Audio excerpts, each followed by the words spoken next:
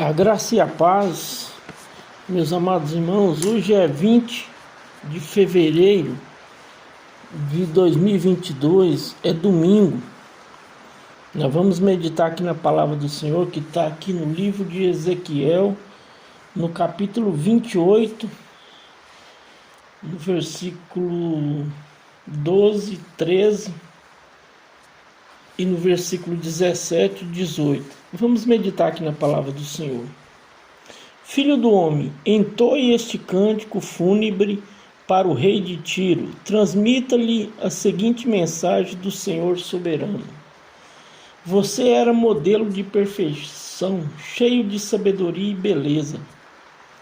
Versículo 13. Estava no Éden, o jardim de Deus. Suas roupas eram enfeitadas com todas as pedras preciosas: rubi, topázio, esmeralda, crisólito, ônix, jaspe, safira, belilo e turquesa.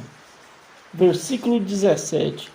Seu coração se encheu de orgulho por causa da sua beleza. Sua sabedoria se corrompeu por causa de seu esplendor. Por isso o atirei à terra e expus ao olhar dos reis. Versículo 18.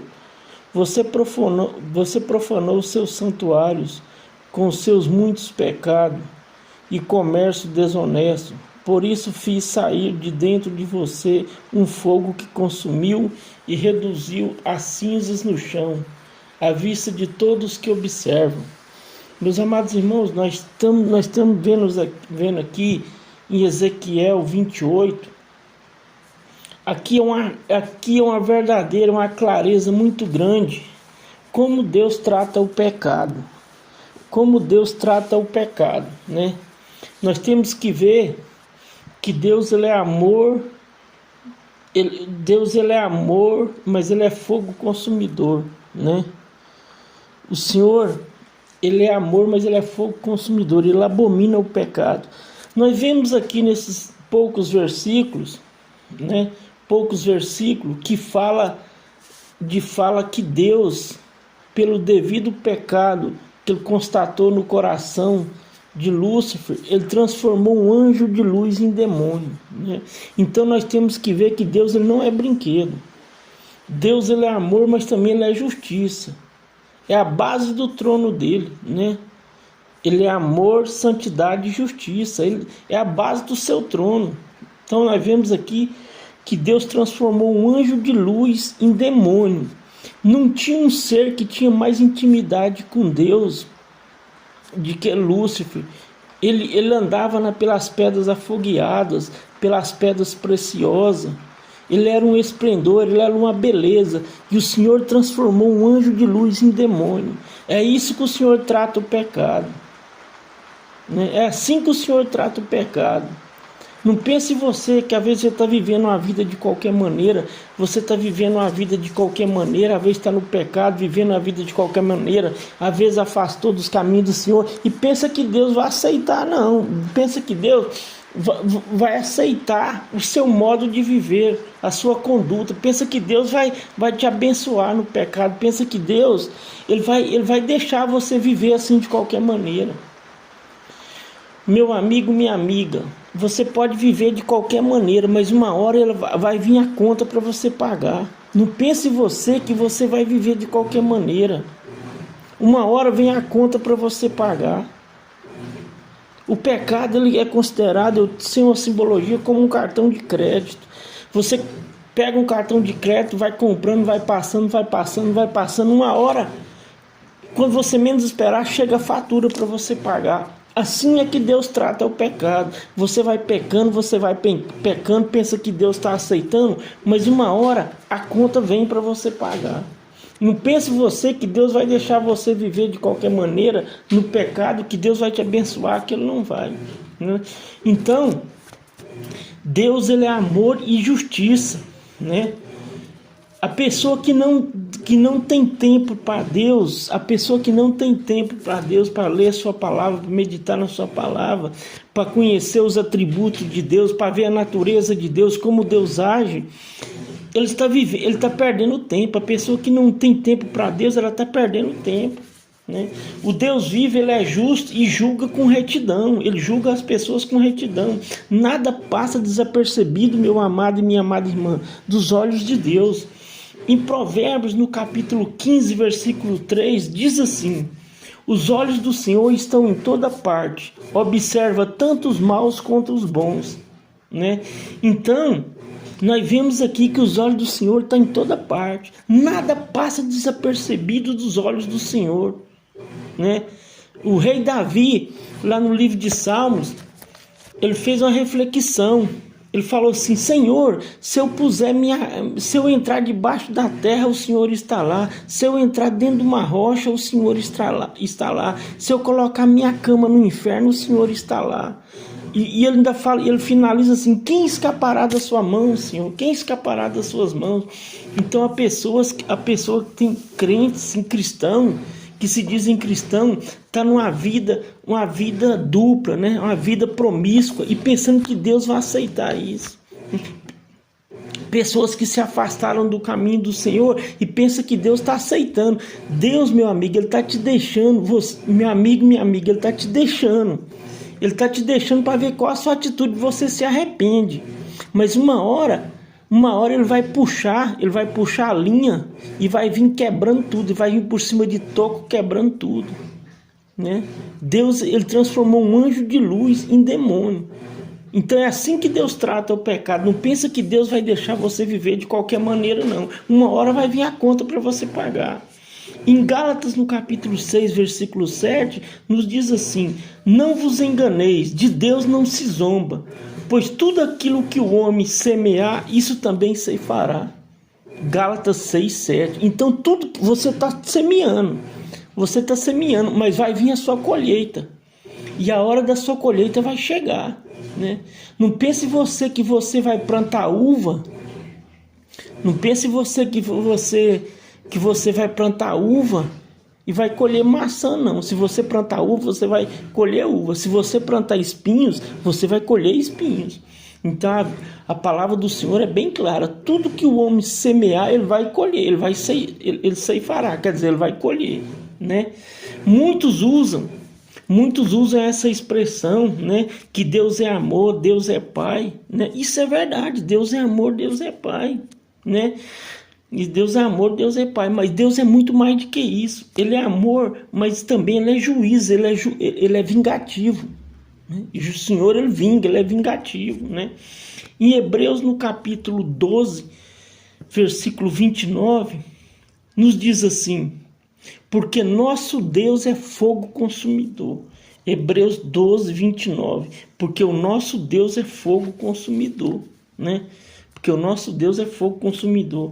Então, muitos vivem brincando de ser crente, vivendo uma vida de qualquer maneira, né? Vivendo uma vida mundana, né? Que tudo pode, que Deus aceita, né? Deus só quer o coração, Deus só quer o coração. É a maioria dos crentes fala assim, que Deus só quer o coração. Então, meu amigo, se Deus só quer o coração, o diabo quer o resto. Se Deus só quer seu coração, o diabo, ele quer o resto. E outra coisa, Deus ele não é açougueiro para querer só o coração, né? Deus ele não é açougueiro. Então nós temos que ficar com a palavra de Deus. Nós temos que ficar com a palavra de Deus. Né? Olha aqui o que diz em Hebreus, no capítulo 12, versículo 14. Esforce-te para viver em paz com todos e procure ter uma vida santa, sem a qual ninguém verá a Deus. Então veja bem, se você não viver uma vida de santidade, aqui que está falando em Hebreus 12, 14, se você, essa pessoa que vive de qualquer maneira, essas pessoas que vivem de qualquer maneira, vivem para o mundo e vivem para Deus, essas pessoas estão pisando no sangue de Jesus que foi derramado na cruz, né? Fala somente que Deus é amor, prega só, a maioria dos pregadores prega somente restituição, faz campanhas correntes loucas, né? Faz campanha corrente, né? Fazendo com que as pessoas cegas espirituais busquem somente bens nessa terra. Então, meu amigo, Deus ele é amor, mas ele é fogo consumidor. Não brinque com as coisas de Deus, né?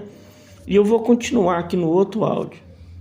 Então, continuando aqui a sequência do áudio, então veja bem, meus amados, aqui em Mateus, no capítulo 8, versículo 20, nos diz assim a palavra do Senhor: as raposas têm os seus covis, e as aves do céu têm ninhos, mas o Filho do Homem não tem aonde reclinar a cabeça.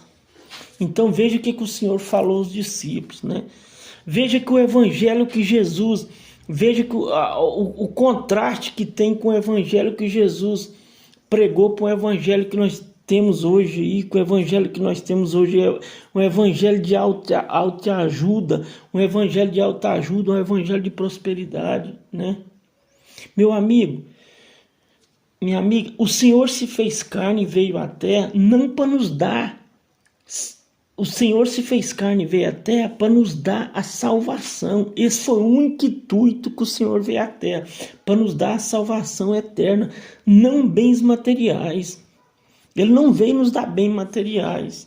Os bens materiais são a consequência da vida. Se você quiser comprar um carro, você trabalha, economiza e compra. Se você quiser comprar um apartamento, você trabalha, economiza e pronto. E compra. Mas Deus, ele não tem obrigação de te dar nada. O papel que o Senhor veio fazer na terra, se fazer carne e sofrer tudo que ele sofreu, é para nos tirar da condenação eterna.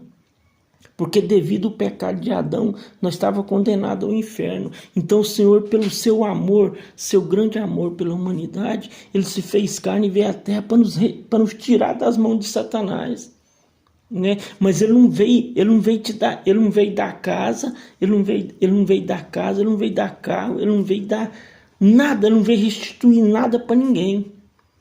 Ele não veio restituir nada para ninguém. Esse evangelho que se prega hoje nessa maioria dessas igrejas não é o evangelho de Jesus, né?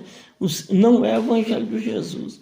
O Jesus passar aquele sofrimento todo que ele passou para dar casa e carro para alguém, ele está muito bem claro aqui em Mateus 8:20. As raposas não têm os seus covis, as raposas têm os seus covis, né? As aves do céu têm os seus ninhos, mas o Filho do Homem não tem aonde reclinar a cabeça. Então veja que o Senhor veio pregar o evangelho da salvação, o evangelho da vida eterna, não restituir nada, né? Então esse evangelho que estão pregando aí não é o evangelho de Jesus, né? Em Mateus no capítulo 4, no versículo do 8 a 10, nos diz assim: em seguida o diabo levou até o monte muito alto e mostrou todos os reinos do mundo e sua glória. Versículo 9.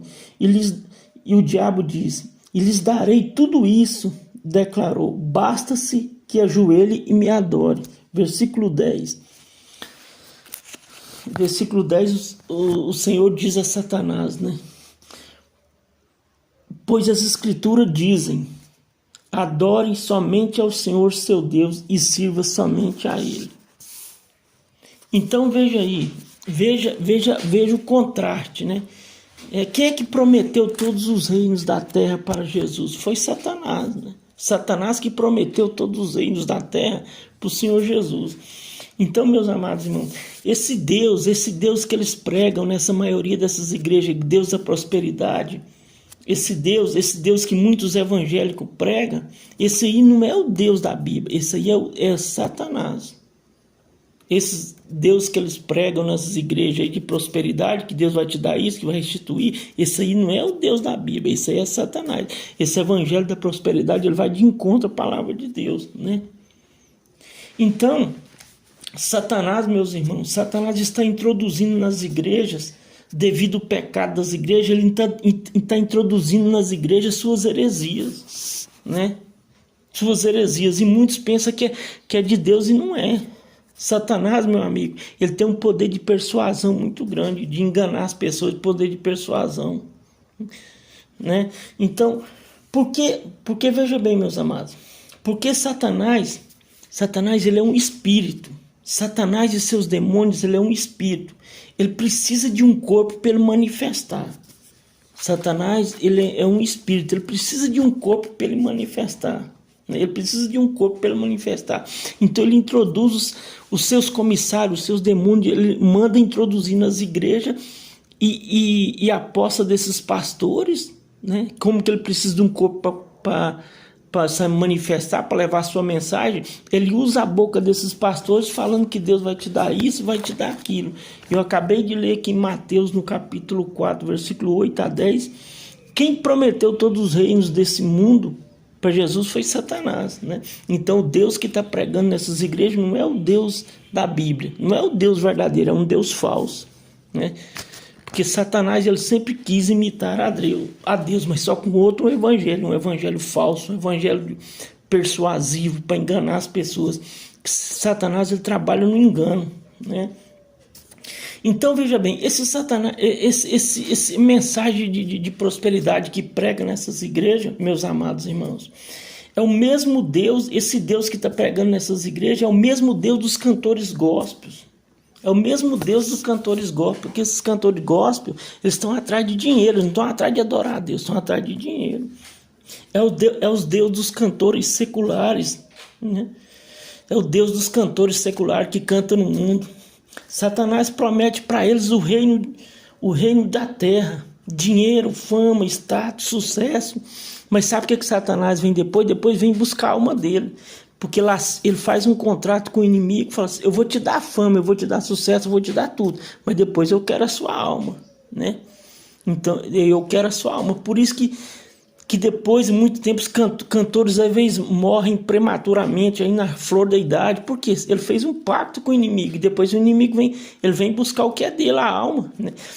Porque a briga de Deus com Satanás não é por nada material, ele quer somente a alma. Ele quer a alma. Deus ele quer a alma para levar para o céu, mesmo que Satanás também quer a alma para levar para o inferno, né?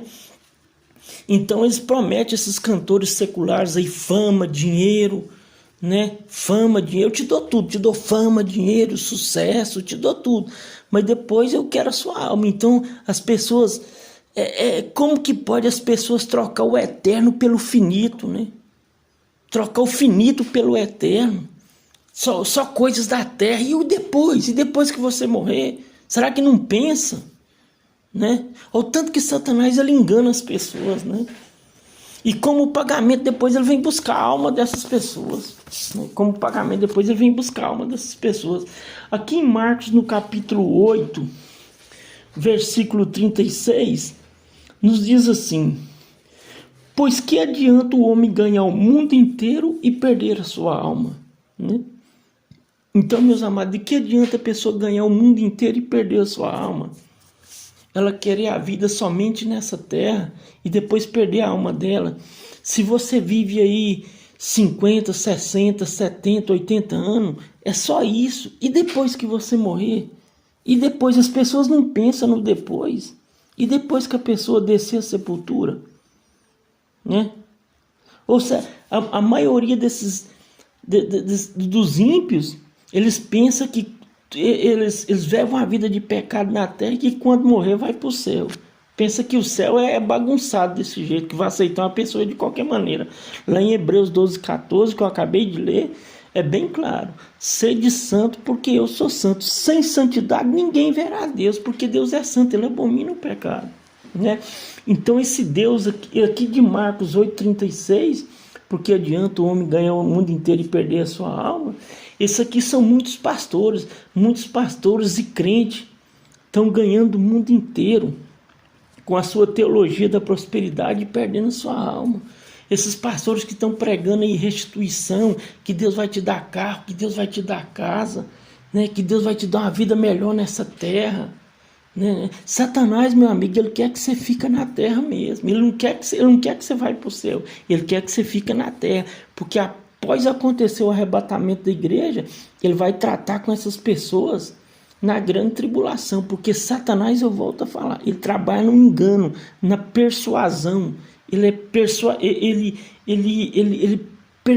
engana as pessoas, como ele enganou Eva, né? Como ele enganou Eva lá no Jardim do Éden. Da mesma forma que ele enganou Eva, ele está enganando muita gente, porque gente neófita que não estuda a palavra de Deus, não é crente bereano, que não vai comparar o que o pastor dele falou com as escrituras, né?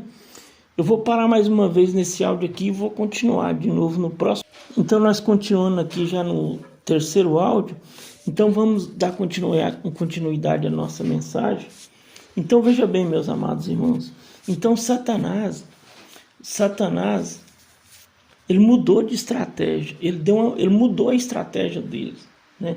Antes, no século passado, na era da igreja primitiva, Satanás, para combater a igreja de Cristo,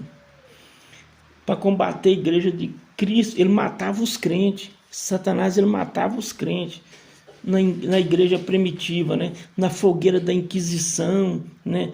Usando cristãos como tocha no jardim de Nero, né? Usando cristão como tocha no jardim de Nero, queimando cristão vivo, né? Decapitando as pessoas. Nós sabemos o que aconteceu com os apóstolos, né? Pedro foi crucificado de cabeça para baixo, Estevão foi apedrejado, foi o primeiro mártir, foi Estevão, né? Ele foi apedrejado, Isaías foi cerrado ao meio. A gente sabe como Satanás ele atuava na igreja primitiva e no Antigo Testamento. Ele matava os cristãos, que ele queria erradicar os cristãos, né? Aí como ele não conseguiu, porque o sangue dos cristãos, quando caía na terra, era como uma sementeira. Quanto mais ele matava cristão, aí que os cristãos apareciam mais, né? Aí ele foi e falou assim: não, eu vou mudar minha estratégia. Não vou mudar minha estratégia, que eu não consigo acabar com esses cristãos. Então, Satanás, ele mudou a estratégia, né? Aí ele resolveu infiltrar nos templos, né? E contaminar a igreja de Cristo com as suas heresias. Ele parou de matar os cristãos, como ele fazia no Antigo Testamento, na igreja primitiva, como ele fez com os apóstolos. Aí ele começou a infiltrar nas igrejas.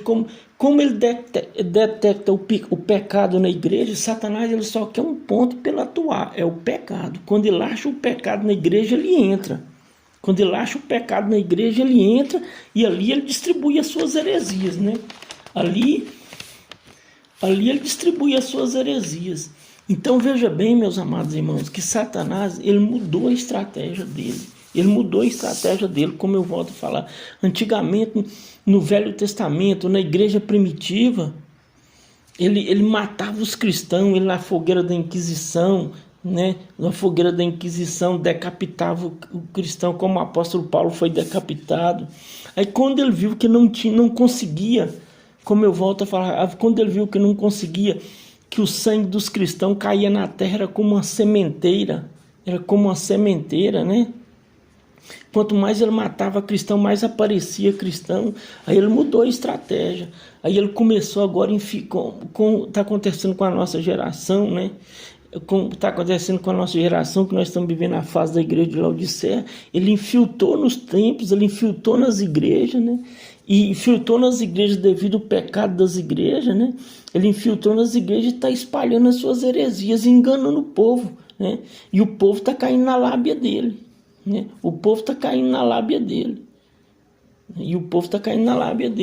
Então veja bem que o poder que Satanás tem é persuasão, que é o engano. O Satanás ele trabalha com engano. Enquanto Deus trabalha com a verdade, ele trabalha com engano. Quer dizer, Satanás ele é o oposto de Deus. Então, meus amados irmãos, essa é a verdadeira mensagem, esse é o verdadeiro evangelho. Então nós temos que ser um crente bereano que compara o que o pastor diz com as escrituras. Quando o apóstolo Paulo levou a mensagem aos crentes de Bereia, olha para você ver quem é o apóstolo Paulo, né? Quem era o apóstolo Paulo? O apóstolo Paulo pregava a verdade. Mesmo assim, os crentes de Bereia iam comparar nas escrituras se o Paulo estava falando é a verdade. Mas hoje não. Hoje a maioria dos cristãos eles acreditam nos pastores. Se o pastor falou, está falado. Se o pastor mandou fazer isso, está falado, né? Quer dizer, eles não comparam a escritura. Sendo que esses pastores aí, a maioria deles estão sendo usados por Satanás e está conduzindo a maioria de almas no inferno, né? Esses pastores, eles pensam que eles estão ganhando o céu. Eles pensam que está ganhando o céu, mas só se for o céu da boca de Satanás, né? Só está ganhando o céu da boca de Satanás e conduzindo muitas almas ao inferno, né? Muitas almas ao inferno. Então, Veja bem, meus amados irmãos, nós temos que ficar com a palavra, e fique na paz do Senhor Jesus, que tenha um ótimo domingo e medite nessa mensagem, e fique com o Senhor Jesus.